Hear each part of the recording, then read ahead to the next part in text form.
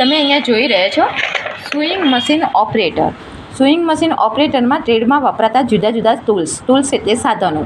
તો આપણે જ્યારે સીવણ મશીન ઓપરેટરનો કોર્સ કરી રહ્યા છીએ તો એમાં કયા કયા પ્રકારના સાધનો વપરાય છે અને એ સાધનને શું કહેવામાં આવે છે તે જોઈએ. તો સૌપ્રથમ અહીંયા કોઠો બતાવેલો છે.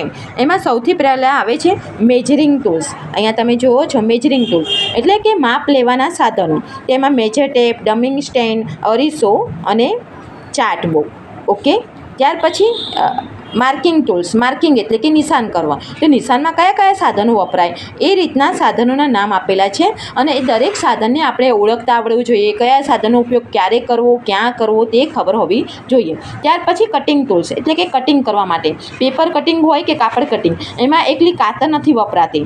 એટલે દોરા કાપવા માટે કટિંગ ટેબલ પણ જોવે છે, કાતર પણ જોવે છે. કાતર પણ પેપર કાપવાની અલગ, કાપડ કાપવાની અલગ, કટર દોરા કાપવા માટે, બરાબર. થ્રેડ કટર, થ્રેડ ક્લિપ, એને ભરાવવું પડે, કાપડ કોઈ વાર સરકી ગયું તો. એટલે દરેક વસ્તુને કટિંગ ટૂલ્સ કહેવાય છે. ત્યાર પછી સુઈંગ ટૂલ્સ એટલે કે સિલાઈમાં વપરાતા સાધનો.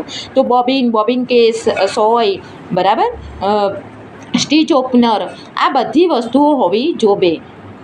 તમે અહીંયા જોઈ રહ્યા છો નીડલ, ટાંકણી બધી હોવી જોઈએ. ત્યાર પછી ડ્રાફ્ટિંગ ટૂલ. ડ્રાફ્ટિંગ એટલે દોરવા માટેનું સાધનો. તો દોરવાનું શું છે? તો સૌપ્રથમ આપણે ડાયાગ્રામ દોરવો પડે છે પેપર ઉપર, કાગળ ઉપર, બ્રાઉન પેપર ઉપર. એના માટે અલગ અલગ શેપ આપવા માટે ફ્રેન્ચ કરવો અલગ અલગ શેપના હોવા જોઈએ.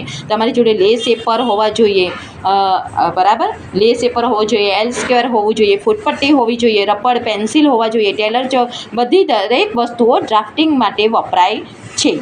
ત્યાર પછી આવશે પ્રેસિંગ ટૂલ્સ. પ્રેસિંગ એટલે કે ઇસ્ત્રી કરવાના. ગારમેન્ટ સીવ્યા પછી એમાં જે ફિનિશિંગ આપવા માટે પ્રેસિંગ ટૂલ્સનું પણ એટલું જ મહત્ત્વ છે કે ઇસ્ત્રી છે તો કેવા પ્રકારની ઇસ્ત્રી, ક્યાં પાણી છાંટવું, ક્યાં સ્લીવ બોર્ડનો ઉપયોગ કરવો, ક્યાં નીડલ બોર્ડનો ઉપયોગ કરવો. પ્રેસિંગ ટેબલ હોવું જોઈએ, ઇસ્ત્રી હોવી જોઈએ, બરાબર. ઇસ્ત્રી કરતી વખતે એ કાપડ વધારે પડતું જૂથાઈ ગયું હોય તો એને મીન્સ કે સ્પ્રે છાંટવું પડે છે. સ્પ્રે બોટલમાં પાણી હોવું જોઈએ અને સ્પ્રે છાંટીને કાર્ય કરે છે. તો આ 5 વિભાગ આપેલા છે.